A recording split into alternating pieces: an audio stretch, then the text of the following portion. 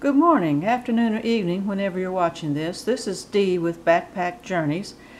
I thought I would do a video today about hosteling after middle age. I will say that your backdrop for today, since I don't have one about hostels, today is the San Francisco Peaks in Flagstaff, Arizona. This is my souvenir I brought back. If you haven't had a chance to go see this mountain, please do so. Isn't it gorgeous? This is courtesy of Shane Knight Photography. He has a studio in Flagstaff. I'm using his photograph, so I will, this is my souvenir, so I will give him a shout out. So I usually do Amtrak trips and do the videos of my trips, tell you how to travel inexpensively. Backpack Journeys is about how to travel inexpensively throughout the country. So I thought I would do one about hostels. I think most of the younger folks know about hostels and staying in hostels. That is where you go and you stay communal living, and it's made popular overseas. I know in the 70s I stayed in a hostel in Europe one summer, and I remember getting a bunk bed and 3 meals a day for $1.25. So it's a very inexpensive way to travel. Of course, the money rate has gone up.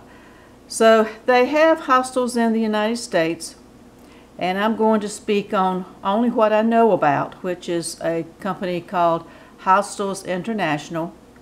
But what you need to do is go to Google and just Google hostels and the city you're interested in visiting and pick out the one that you want for yourself. I'm only going to speak on the Hostels International because they're the only ones I have stayed at, and so I can only speak on that. So a lot of people think, well, this is just for kids, it's going to be noisy, I don't want to stay with somebody. Well, let me tell you about the details. Hostel, if you don't know the term, is dorm-like. If you've been to college and you lived in a dorm, that's what it's like. And you think, oh, that's just for young people, it's going to be loud, it's going to be noisy, I don't want to speak to strangers, it's going to have bugs. Let's see, what else have I heard online? Because I'm a member of online groups. Those types of things. Oh, we're going to get murdered in there. Oh, it's going to be stolen. Everything's going to be stolen.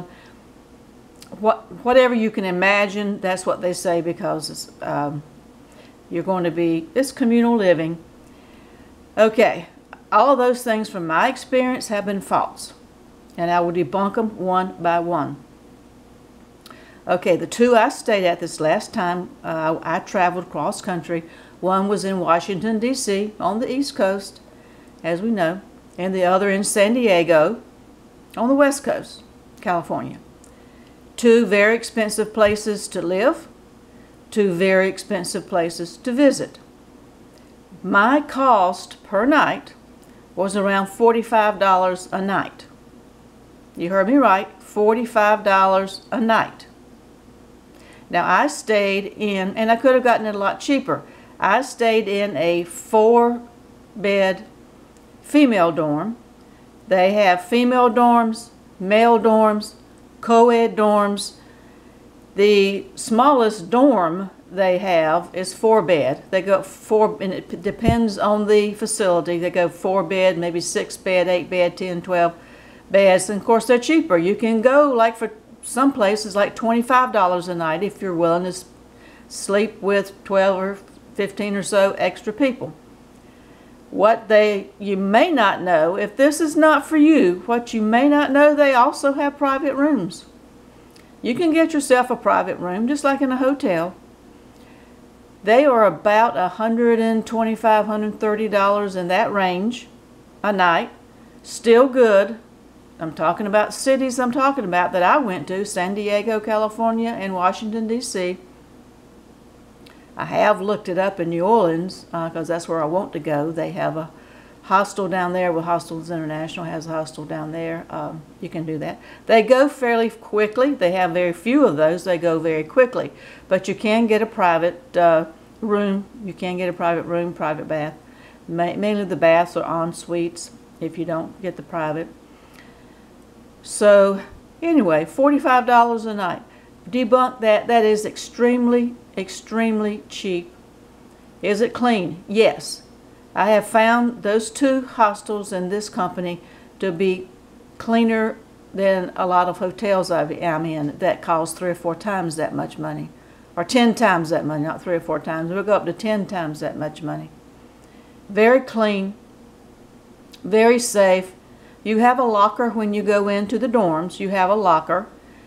You can either bring a lock or they'll sell you a lock for a couple of bucks. You can put all your valuables in there, lock it up. Remember, the people that usually go to the hostels are not there to be entertained. They are there to see the sights.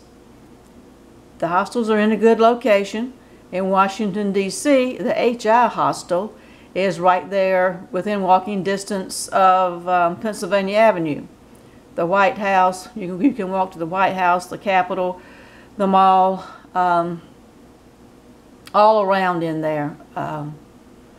It's walkable to there. It's convenient from, if you take the train, it's convenient from Amtrak, it's convenient from the airport in Washington, D.C. So it is convenient. In San Diego, it's right there in the middle of Gaslamp Quarter, where all the action is.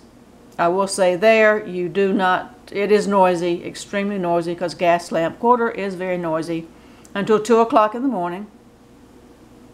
They do give you earplugs, though. But the idea is, it's convenient. People go and they visit the sites. They're not going to be in the hostels. A lot of times if you room with young people, they stay out all night long a lot of times. Sometimes they come in the middle of the night and you're fast asleep. By the time they come in, you don't hear them.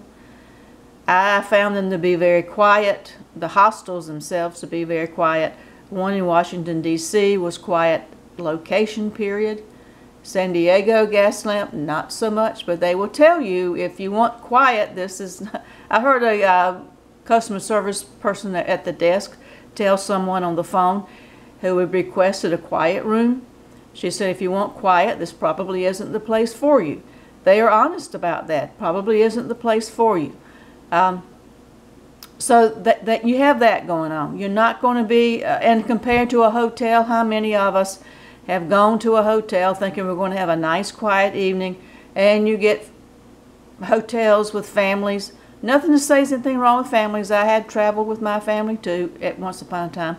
But you get kids and they're watching movies all night long and they're running up and down the hallway. They're going to the ice. I've had that problem. They go to the ice machine. They go here. They go there. They want to play the video games. They want to squeal. They can't help it. They're kids. They're excited. You don't get that in the hostels. You don't. They have quiet time. They have rules.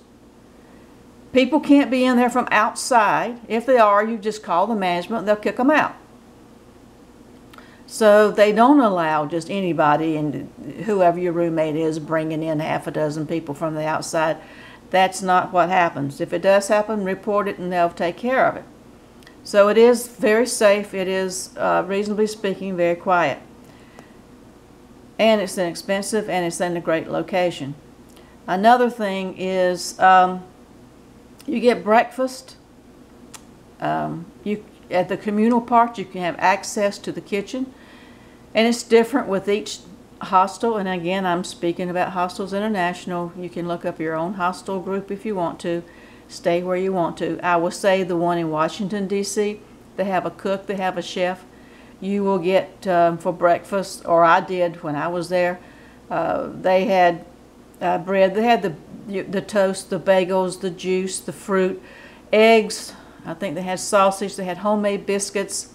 They had hot cereal, cold cereal, milk, tea, coffee. You name it, they had it. It was like a restaurant. I was totally impressed. It was worth more. I ate half of the $45 a night that I spent. Then San Diego Hostel, they have a continental breakfast. We got bagels, and then we got juice and coffee. I think you can get hot tea also, maybe hot chocolate. I'm not sure about that, but they usually have a variety to drink. But you do get fed, you do get breakfast. That is included in that price. And again, the price range fluctuates, usually from $20-some all the way up to $100-some for the private room. I just preferred the 4-bed female dorm. That's in the $40 range. Also, you say, well, if you're midlife or older, I can't sleep in the bunks. Ask for a bottom bunk. I learned that on my trip. On the first time I went in Washington, D.C., I didn't know to do that. I got a top bunk. It is a little bit tough getting up and down. Up's fine. The down part was a little bit tough. So when I got to San Diego, I requested a bottom bunk. You can do that. No problem. They also have activities. You can sign up for activities. They take you on tours. They might have a movie night.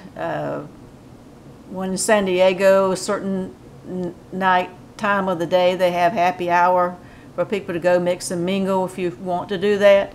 They have activities you can do. I know in San Diego they have a pool table, so you can shoot pool while you're there. You can. They have video games that you can play.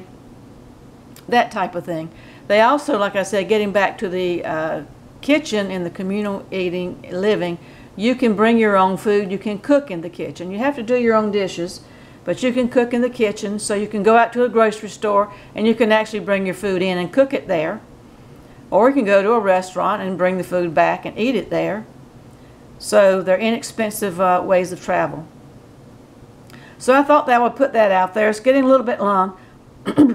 But to answer the question, how to travel inexpensively with the hotel accommodations, you can do that in a hostel. And should you do it after middle age? Is it just for young people? No. I met people from all over the world in these hostels. I met people all ages in these hostels. I am retired and in my late 60s, I will say that. I was not the youngest person there, I don't think. I'm sorry, the oldest person. I know I'm not the youngest person.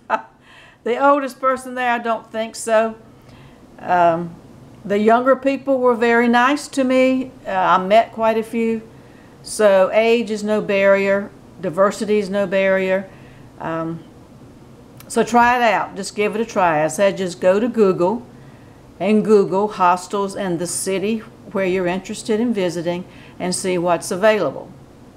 So if you have any comments, just post them below. Have any questions, post them below, and I will answer them. I'm sure I have forgotten some things, but this is the highlight of traveling inexpensively, hotel-wise, as you go along.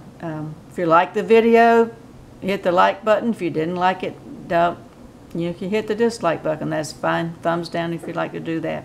Subscribe if you want to find out more about my channel. I do have videos of where I've been. I do have videos on tips of how to travel. Again, this is through Backpack Journeys.